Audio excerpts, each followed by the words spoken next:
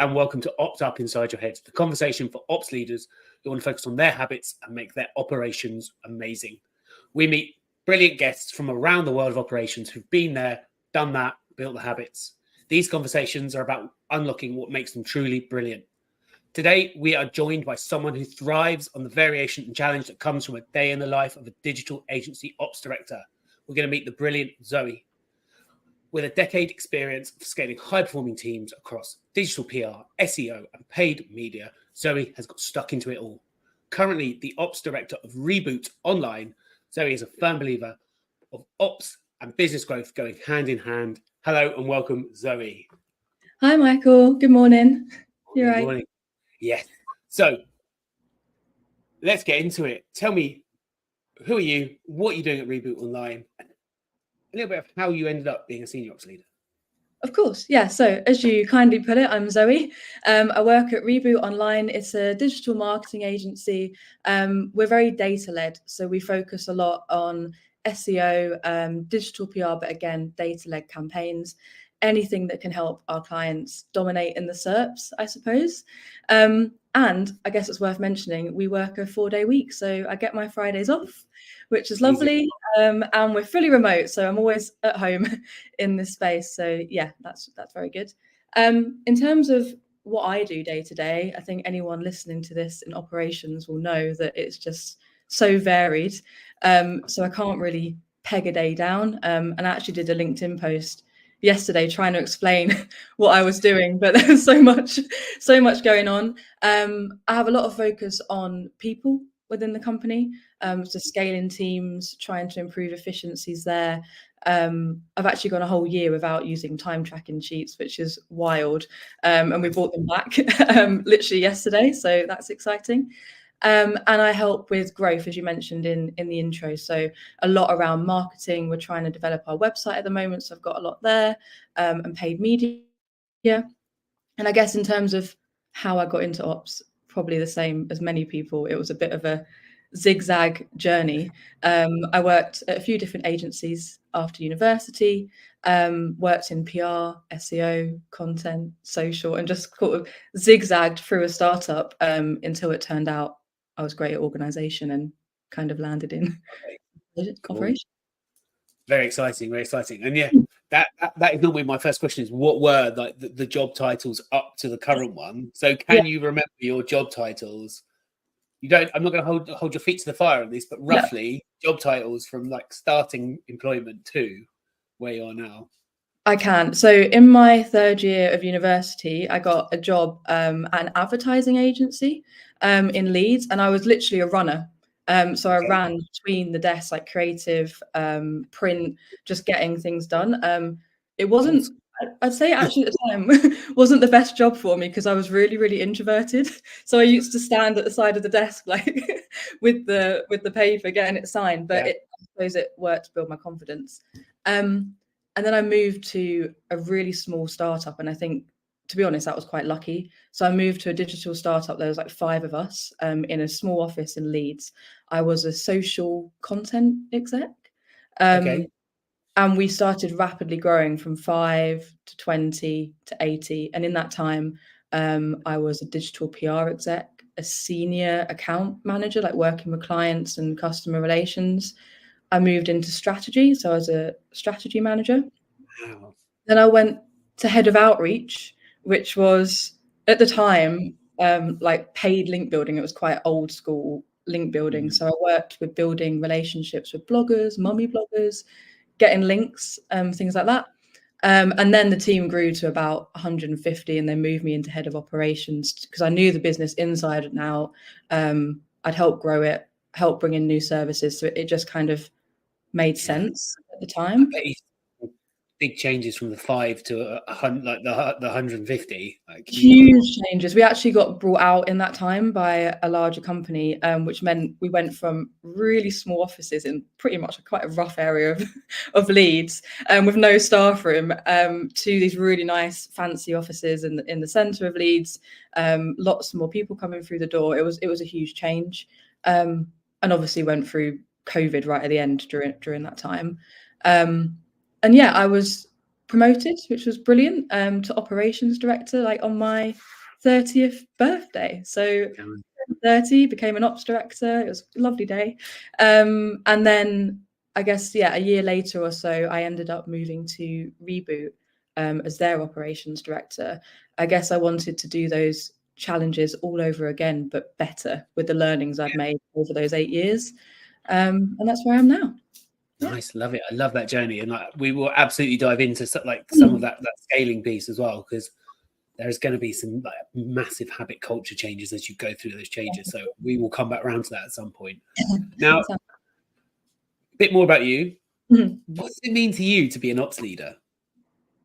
That's a very good question.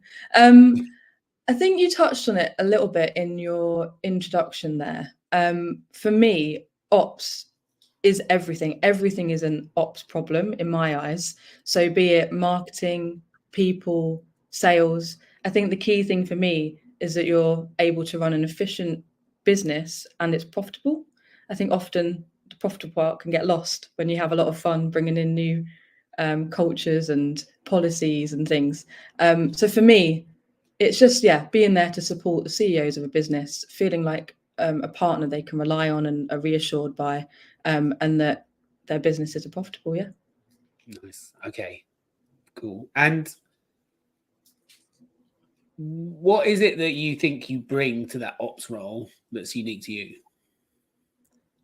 Lots of good questions here coming up. I'd say for me, it's the experiences I've learned on the way. So I touched there that I was very introverted when I began my journey. And I was such a shy child, like I wouldn't speak to anyone.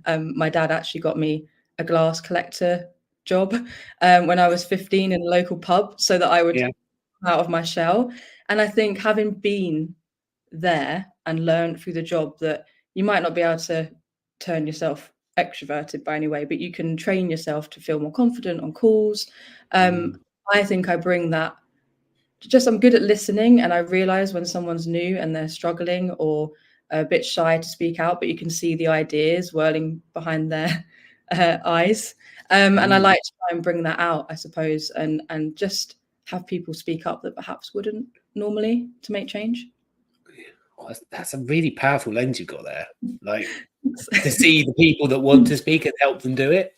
Yeah, and it can be challenging. Like I've learned the hard way as well of trying to put people on the spot in a call by being like, "Oh, you look like you want something to say," and that also doesn't always work. You can shut down. So it's knowing perhaps to pick up after a wider meeting and say, "I saw you thinking there. Was there something you want to add, like one-on-one?" And then almost shouting them out about that later on. So X had a great idea after that meeting, and this is what we're going to do going forward.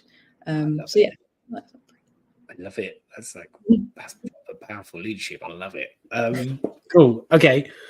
So let's focus a bit on you now. So like you the brilliant human. Tell me about your day. How do you make sure that you turn up ready to go each day, full gas or half gas if you need to? Like what's your routine? So this has been a work in progress for me, definitely. And especially since going fully remote, what I was doing has changed quite dramatically. But I am a person of schedules. I love it. I think all ops have love a bit of organization. So I wake up at 7 in the morning and I live in a village near a lovely woods, literally right behind my house. And I just do this morning sort of lap round. No matter the weather, get a bit of air in. I also love a nice coffee. I have one right here, actually. And I have different shaped ice cubes. So I might pick if I'm going to have a teddy bear or a heart or a square for the day. And that will get me going. And then before I start anything, I am a huge, huge fan of Google Calendar. It has focus time, color coding, tasks. And I will pick like 3 non-negotiables for the day, because you know that you're going to get pulled in so many different ways. I'll have 3 things. I'm like, they will get done today. And I'll write them in like 3 blocks of focus time within my calendar. And I will make sure they're done. And I guess separately to that, you can see behind me this walking treadmill. So I'm one of those. I will raise this desk stand and I will walk on my treadmill on a few meetings just to keep the blood pumping and yeah, keep engaged. I think those are my Very good. key bits. Amazing. So a couple questions. The random, not tenuous question, but how far do you walk during a meeting? Do you know how far you actually get up? I don't know how far, because I don't think my Garmin really understands that I'm walking on the spot, but Okay. I've been stuck on it before. So I've started on walking on a meeting thinking it would be like a half-hour meeting, and it's gone on for 2 hours, like different people coming in, and I felt like I couldn't get off my treadmill because it would be too distracting. So I've walked on it permanently for the 2 hours, I'd say, is my top limit. Yeah. That's a substantial walk, no matter how slow or quick you're walking. Love it. Cool. Yeah. Okay. Brilliant. And I love the idea, and I love seeing when people use time blocks, especially picking key things to do, putting them in on the day as well. Is that actually today this is the priority? Yes. Yeah. And I think that was a learning as well, because it's quite a recent thing. I'd probably say in the last year that I've started doing that, because I used to be an advocate for, you need to be flexible. You can't just like block your time out. Something will come in, you do it, you kind of go with the wind. And I really was very all over the place, like just jumping from one thing to another. And although I do work well like that and I leave myself some room, just having those three means stuff gets done and you feel productive by the end of the day. Nice. Cool. Because that's a dopamine hit change, right? Isn't it? You've gone Yeah, from... I love ticking stuff off. I don't have pen and paper though. I have Google Tasks. You click it and it just wipes out the blue line, and it just feels so good to me. Yeah. So, yeah, because you've gone from that firefighter hit, haven't you, to that actually, right, I'm going to be more planned, do some slower, bigger thinking. Yeah. And get that return. It's good. Like yesterday, I wrote 3 SOPs, or standard operating procedures. Yeah. And I know that sounds a bit boring, but to me, that was brilliant. I wrote the new way of how to use our time tracking system and how that was blocked in and released it.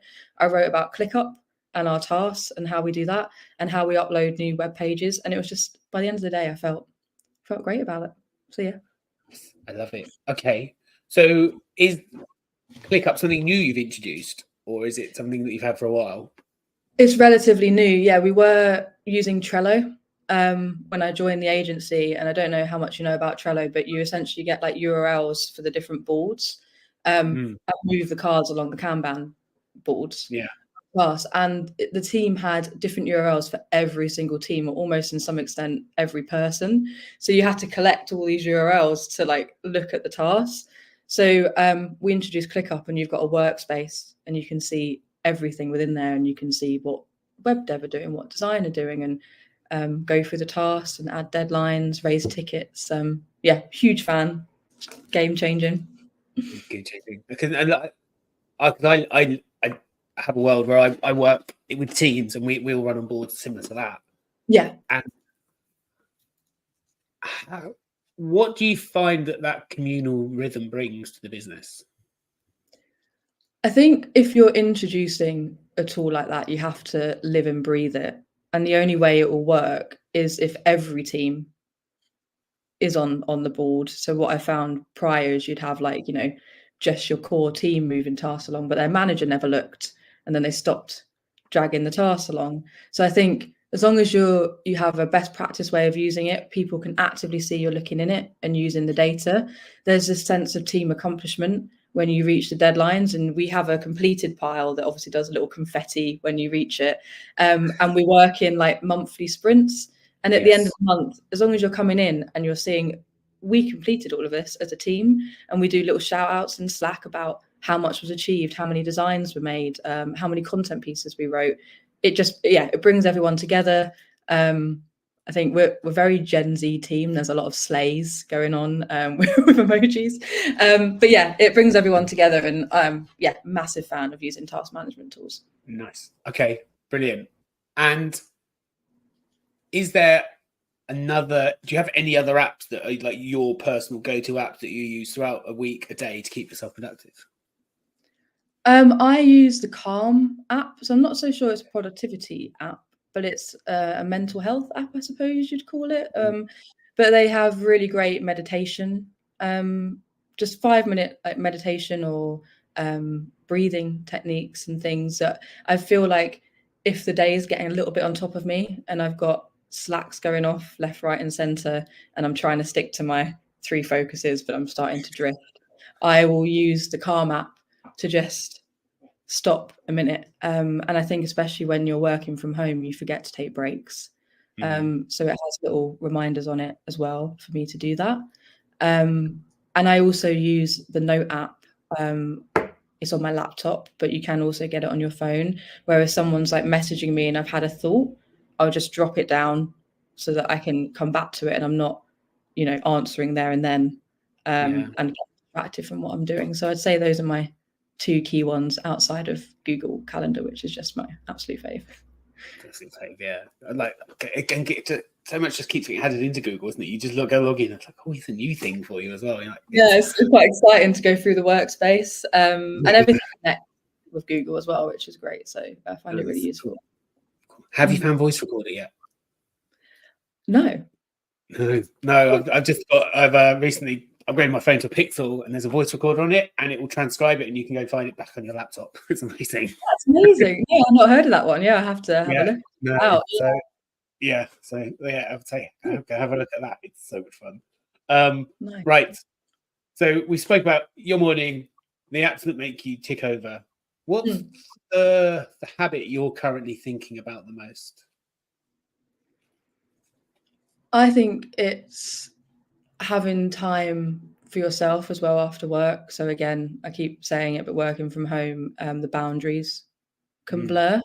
And I do find myself sometimes working till 7 or 8 until Chris calls me down for dinner because I haven't realized what time it is.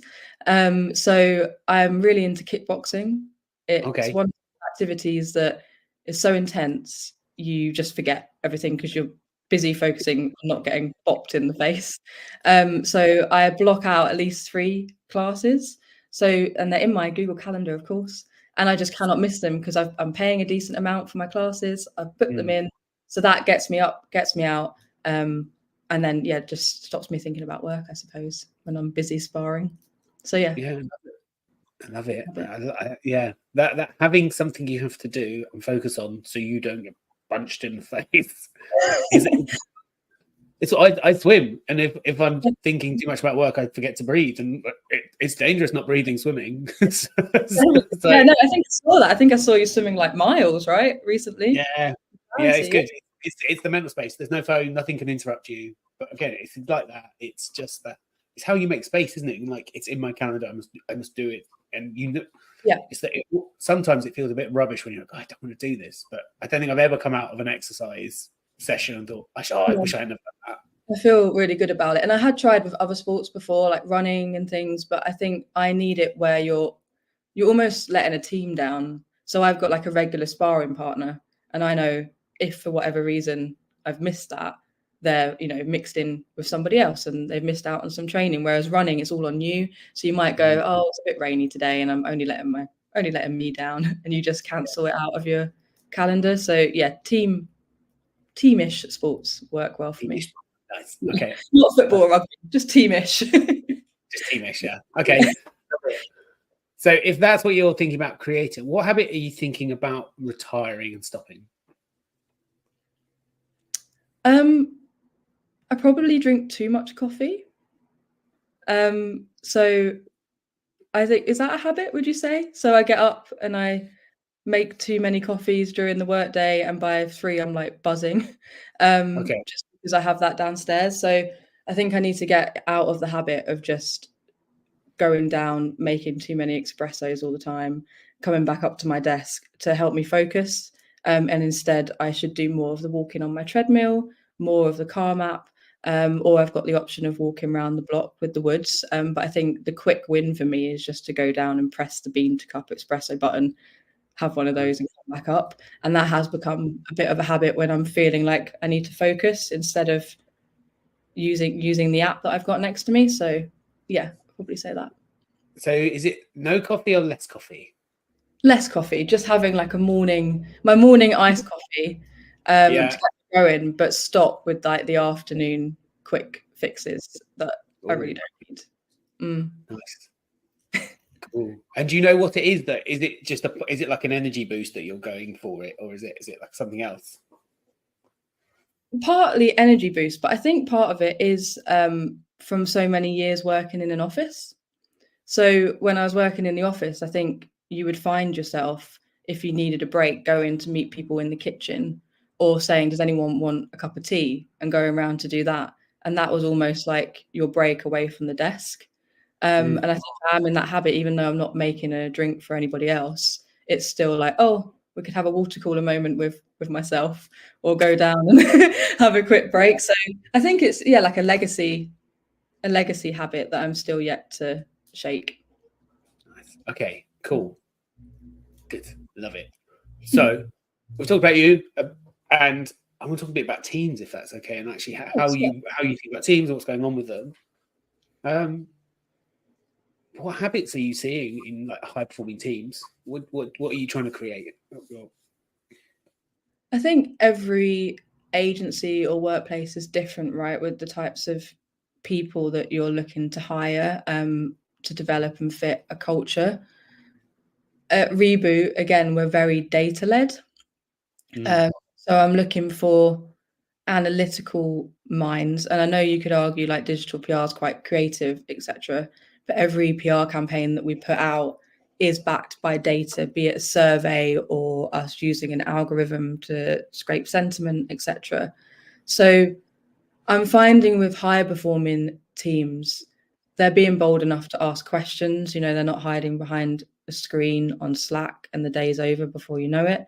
And they're really asking like why we're doing something, and trying to improve processes as well, rather than just, I suppose, going along with the process that way because that's the way it is, if that makes sense. Okay. So I'm looking for people that question, that are curious, and that are analytical in their thinking right now for Reboot.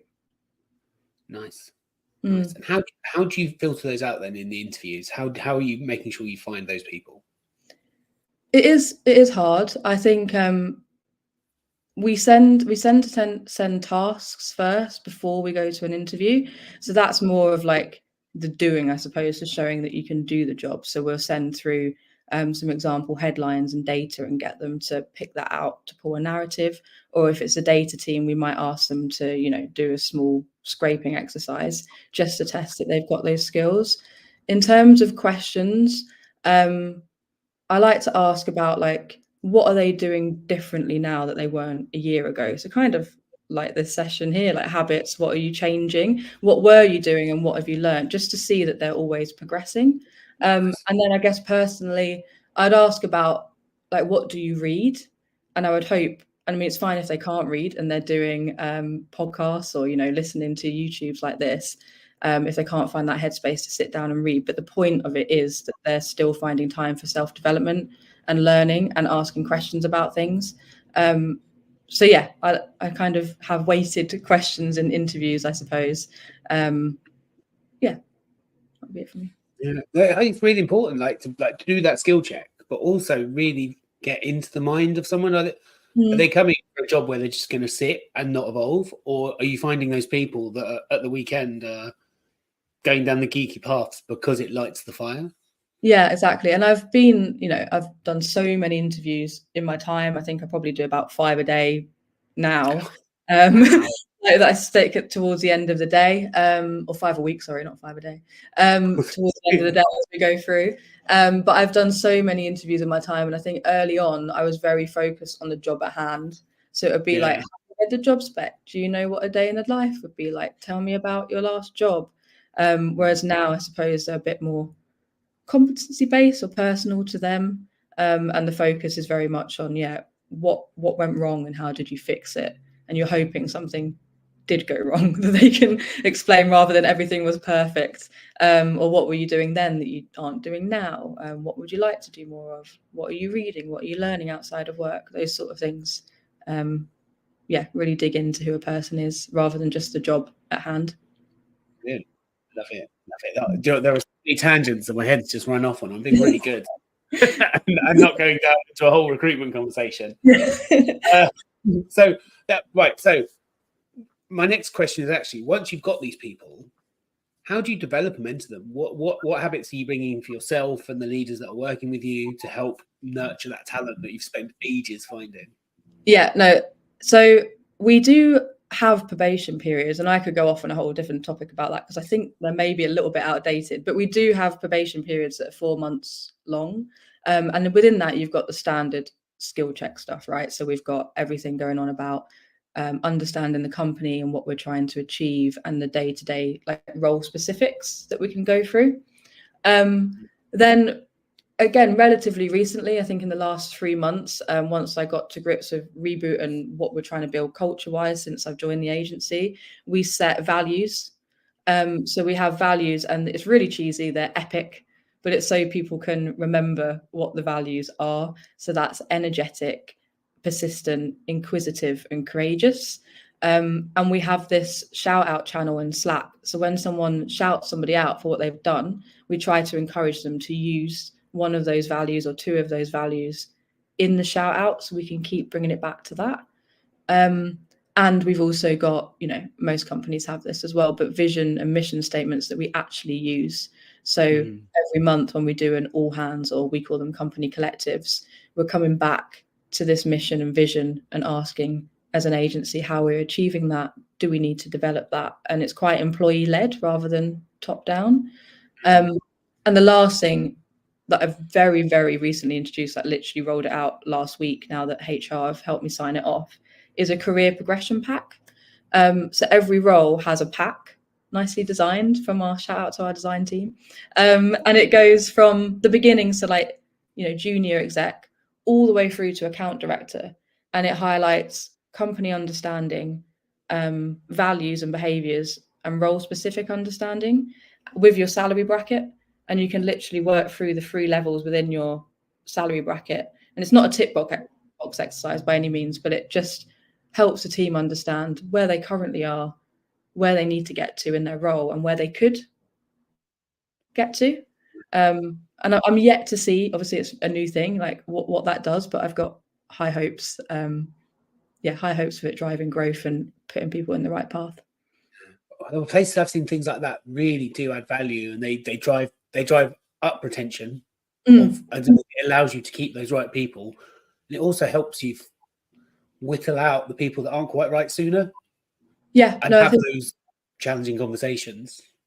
Yeah, especially early on when I joined, there were a few of those as well, and we set KPIs for the team. And I know, KPIs, that they're figures. It's not all black and white. There can be mitigating circumstances or grey areas around that, but it helps start the conversation. And I think, in all honesty, especially as a fully remote team and Fridays off, our retention is super high. So it's actually the other way around, of making sure everybody's learning and progressing, and that we're bringing in the top talent from all over the UK and just keeping that like fire alive. So yeah, it's a big ask, and it's a lot to check in on every day, but yeah. It sounds like you're doing a great job. Everything you're saying is like, this is amazing. I want to come. Cool. So if that's all the good stuff, how do you deal with setbacks when things aren't going to plan? How do you get the team through that? I guess it depends what the setback is. I am an advocate in transparency to an extent. Like, I've worked at prior agencies that either hold back numbers so nobody knows what's going on, or give it too much, where people are like, oh, we've made millions this month, why am I not getting X salary, and not really understanding that it's going into overheads and building back into the business and things like that. So I think transparency to an extent around numbers. So what are our goals? What percentage are we towards that? How can everybody help achieve that? Like, how does every role play into that? Helps. And being honest, like, if we've lost a sizable client from a strong retainer, telling people quite quickly about that and trying to have an employee-led conversation to get to the bottom about why that happened. Sometimes it's not always the team's fault. It could just be something happening with the client financially, or, going in-house. On the flip side, with employees as well, there's been a lot of talk recently about additional benefits and stuff as an agency.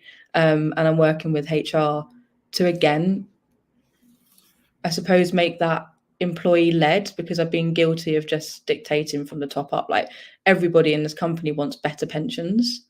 It's not actually always the case. Like, I think you'll find with many sort of junior staff, they're not thinking about pensions. They're thinking about nomad leave, or I don't know, health cash plans for dentists and things, and not so much that. So I guess what I'm getting at in a long-winded way is be transparent, communicate the issue, and try and get a range of employees to help towards the problem rather than dictating from the top down. Yeah, nice. I think there is, when the team own it, there is a different response, isn't there? To they become curators of it as much as a consumer of whatever's going on around them. We've got like an open SOP process, I suppose, or open documentation process, where anyone in the company can come in and rewrite a section of the process if it's slightly changed in their day-to-day. So it's not all on them feeding up to me to add in when I'm not doing the day-to-day, and that helps massively.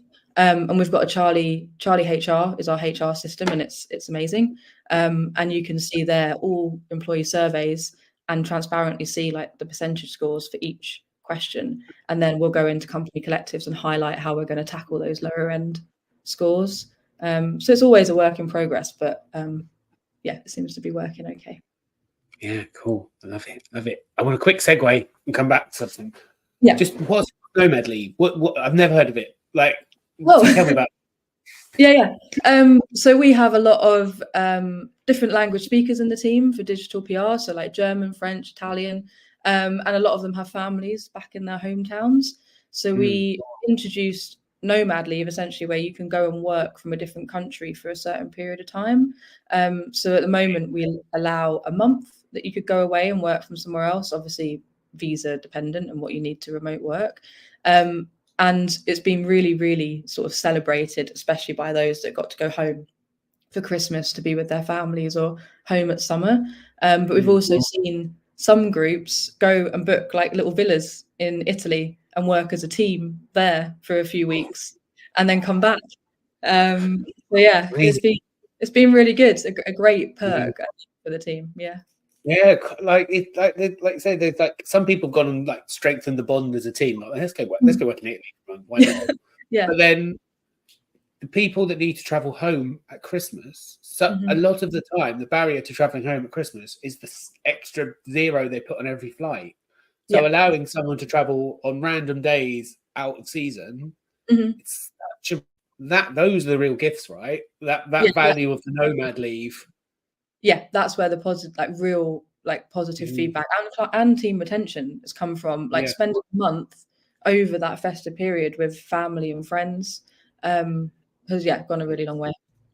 Awesome, yeah, because no one wants to go home to their family all the year round, do they? Yeah, family and friends. Yeah. Okay, cool. Right, back to where we were. You were talking about Charlie HR and getting feedback on how the team are doing. And I am a wholehearted advocate of listening to what the employees are saying, like through these surveys, like any platform like this, and then making the changes. Yeah. How are you getting the business to bring that change to life so it's not top down from yourself? Who are you empowering? Who's actually making the changes based on that feedback? Yeah, so I've got our HR manager, Fiona, to thank for that. She's really come in and helped drive some of this employee-led work. So before there were no surveys, and then I joined a year ago and we started doing them through Charlie HR. And at the moment we're doing them quarterly just because there is a fair bit of change to get through. So we've made it so the team can see those percentages.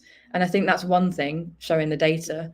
But the other thing is saying what we're actually going to do about it, right? Which is what you're asking. So we've got, at the moment, a very small group. It's a small, I think, team of 5 focus group from different areas of the business.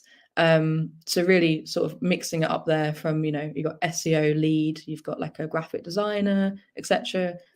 You've got like a new junior come through, and they'll work with Fiona to go through some of these lower end percentages and put some thoughts forward. And that's where me banging on about pensions just then came from, because one of the low scoring percentages was benefits, which I was quite surprised by because of the nomad stuff and the 4-day week, etc. But actually they were wanting, you know, benefits outside of that. And my head straight when I saw that percentage, like, oh, everyone wants company pensions. They want, you know, high percentage pensions. And actually that's not what came back. It was more like supermarket perks or cash vouchers, or like gym memberships and things like that. And I wouldn't have got that if it hadn't been for like the employee-led groups.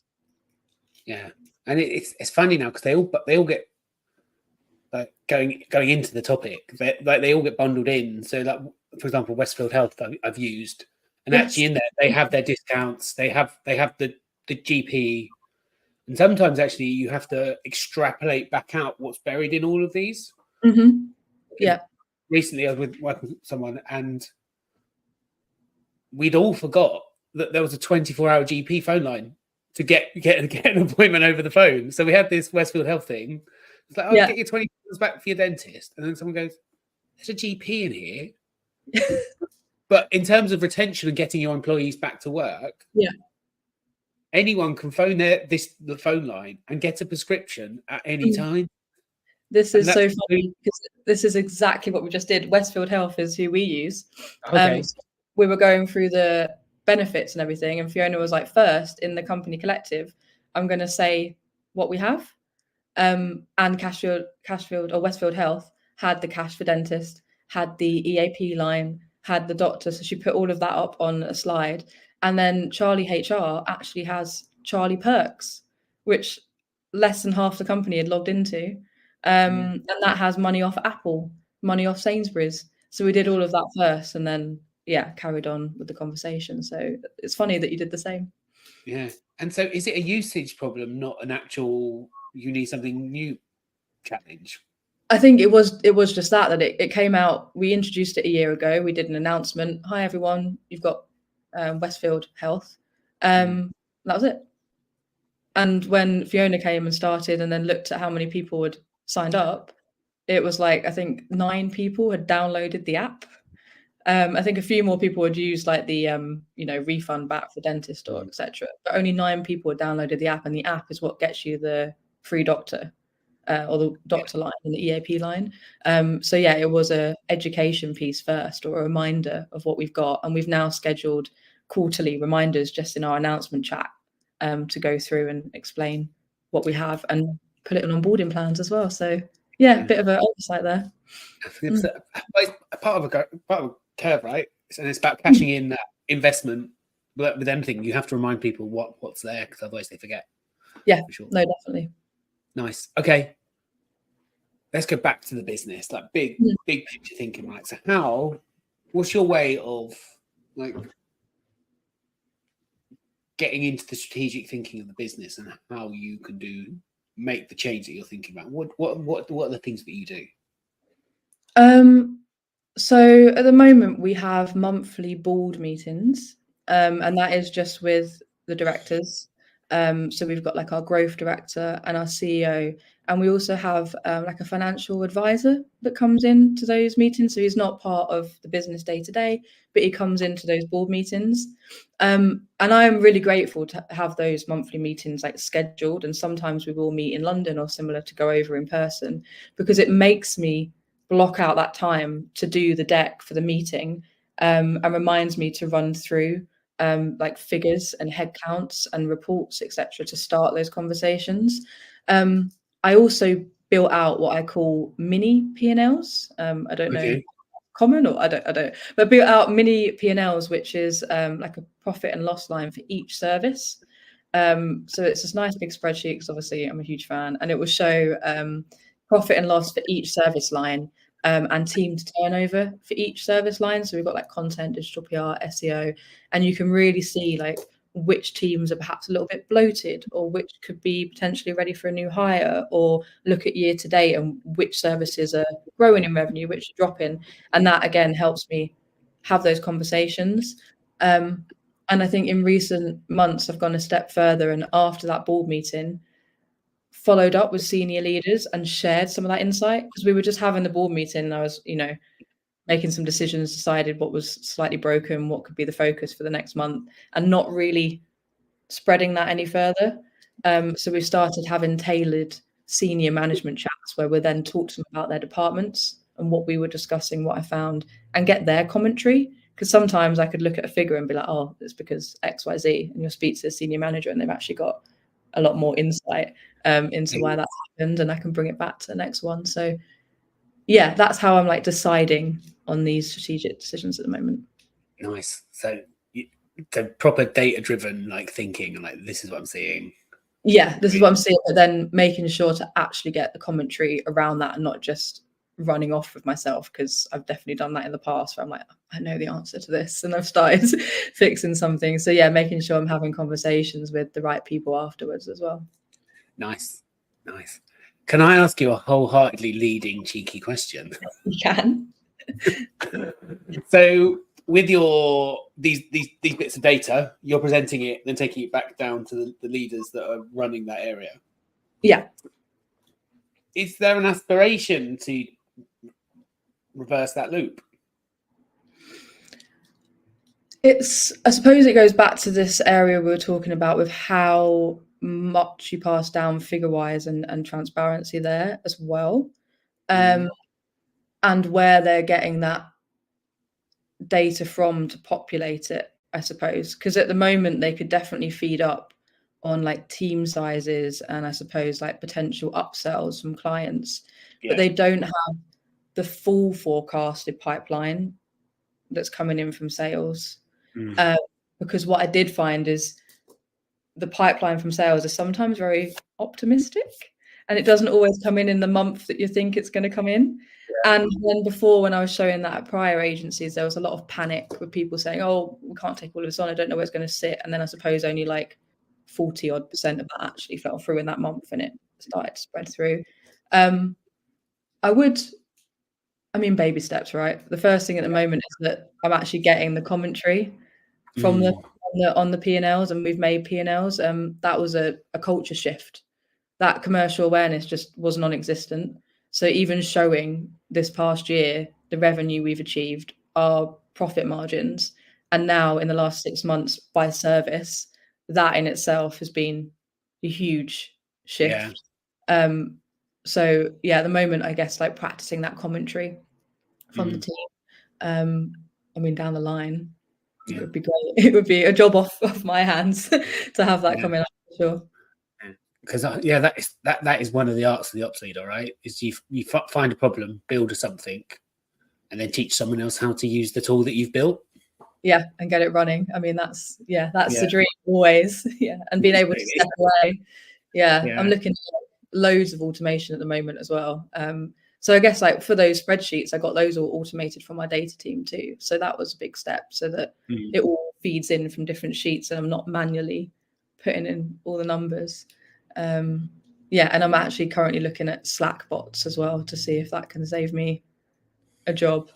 So yeah, that should be good. So it'll answer all like standard playbook questions for me rather than me answering them a few times a day. So So a Slack bot on a knowledge something that will answer it for the team.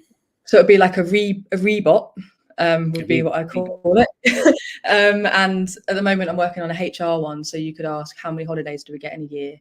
When's Christmas shut down? How many days of nomad leave can I get? What's our family leave policy or key stats? And it will tell people that, so they can ask the bot first before coming to me. So yeah, I'm hoping that helps with some basic sort of questions, I suppose. It sounds like you've achieved so much in 12 months. I'm sitting here, I'm slightly mind-boggled by your productivity. I'm like, you've done so much. But yeah, I'm like completely like blown away by everything you're talking about. I'm like, yeah, I've done this in the year and I've reduced profit and loss. Employee tracking. Yes, I'm like, what? Like, I love it. I love how much you've achieved. Cool. We're almost there. I've got some quick fire questions for you. So looking for quick answers. Right. There are, let me just double check. 5 questions. So if you're up for 5 questions, we'll crack through these and then we're almost done. So Amazing. Brilliant. Question number 1. Got a difficult stakeholder. What's your go-to communication habit to get into them? Difficult stakeholder to speak to them. Yeah. So what do you think about when you're trying to like connect with them? I suppose it does depend on that person, etc. But I would always try and meet first over a coffee and do some sort of soft approach and understand where they're coming from first before giving my views. Nice. Okay. Cool. You got a tight deadline. What's your go-to habit to make sure it happens? I would block in my non-negotiable on my Google Calendar. Nice. The team have a tight deadline. How are you going to get them focused? I would work with them in ClickUp on the tasks that we've got coming up and all together block in how we're going to do that. All agree it's achievable, and then we can celebrate at the end, maybe with like a Friday drink. I was going to say, my next question was, what is the go-to celebration habit? It probably is. Well, we are all remote, so we actually do normally get on a call at the end of the week with like a little cup of tea or something, and we'll just go through what we're doing at the weekend. It's just nice and cozy. It doesn't always have to be a beer. Yeah, nice, good. A nice bit of connection as well, actually, isn't it? That end of the week is like saying goodbye to everyone. Everyone signs off. Love it. Yeah. What book should I be reading? You're not going to like what books I read, but I am a massive fan of fantasy books, so I love anything by Sarah J. Maas. And at the moment, I'm reading her A Court of Thorn and Roses for like the 4th time. Okay.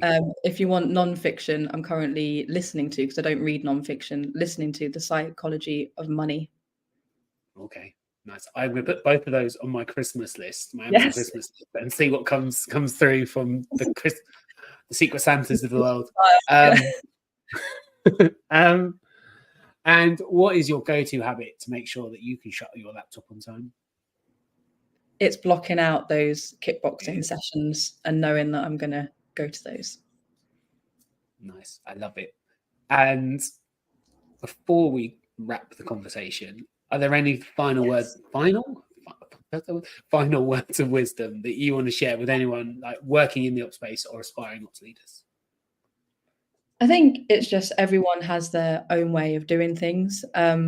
I love what you're doing here with ops up inside your head. I love podcasts. I think there's a few, sort of the Handbook by Scoro that I'm listening to at the moment. And we obviously have the lovely Ops Nation community. So finding ways people are doing things and learning. But I would always say to carve your own path and try and make it yours.